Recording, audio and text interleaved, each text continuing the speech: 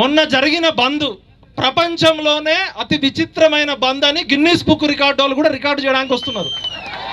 ఎందుకంటే ఎప్పుడైనా మనం యుద్ధం చేస్తే యుద్ధంలో శత్రువు ఎవడో డిక్లేర్ చేయాలి. సరే, వాళ్ళు చీకట్లో యుద్ధం చేసిర్రు. మన అత్తారింటికి సినిమా దారేదిలో పవన్ కళ్యాణ్ క్లైమాక్స్లో ఆ రైల్వే స్టేషన్ మీద ఆ నడియా అనే వాళ్ళ అత్తతో ఒక మాట మాట్లాడుతాడు. అత్త, నేను నా జీవితకాలం అంతా ఒక తెలియని శత్రువుతో యుద్ధం చేస్తున్నా, నాకు చీకట్లో యుద్ధం చేస్తున్నట్టుంది, ఆ అంతు చిక్కని శత్రువు ఎవరో తెలవట్లేదు అంటారు. మరి ఇలా 3 పార్టీలు, అన్ని ప్రజా సంఘాలు, కుల సంఘాలు చేసిన శత్రువు ఎవడో, ఇప్పుడు శత్రువు ఎవడో డిక్లేర్ చేస్తున్నా. ఈ యుద్ధ నినాదం ఉంది కదా మీ పాంప్లెట్లో, నేను చెప్పేది కరెక్ట్ అయితే మీరు జై కొట్టండి, తప్పు అయితే చెప్పండి.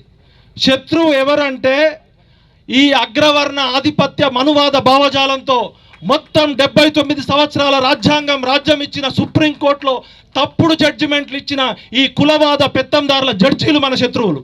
అవునా కాదా? చాలామంది అంటారు, నువ్వు సుప్రీంకోర్టునే ప్రశ్నించే మొగోడివా, హైకోర్టునే ప్రశ్నిస్తావా అంటే, ఇది బ్రిటిష్ రాజ్య వ్యవస్థ కాదు. ప్రజాస్వామ్యంలో రాజ్యంలో కూడా సుప్రీంకోర్టు భాగమే, రాజ్యంలో కూడా ప్రజాస్వామ్యం రాజ్యాంగం భాగమే. రాజ్యాంగంలో తప్పులు ఉంటే ఇన్నిసార్లు సవరించుకున్నాం కదా. సుప్రీంకోర్టు జడ్జీలు, హైకోర్టు జడ్జీలలో 90% ఉన్న ఎస్సీ ఎస్టీ బీసీల వాటా 10% కూడా లేనందుకు సిగ్గుపడాలి. ప్రపంచంలోనే అతిపెద్ద ప్రజాస్వామ్య దేశం, ప్రపంచంలోనే 5 మిలియన్ ట్రిలియన్ ఎకానమీగా పోతుంది కదా. మీ లార్డ్ అని మిమ్మల్ని గౌరవిస్తే బహుజనుల గొంతుకొస్తున్న తీర్పులు ఇచ్చిన జడ్జీలు మొట్టమొదటి శత్రువులు.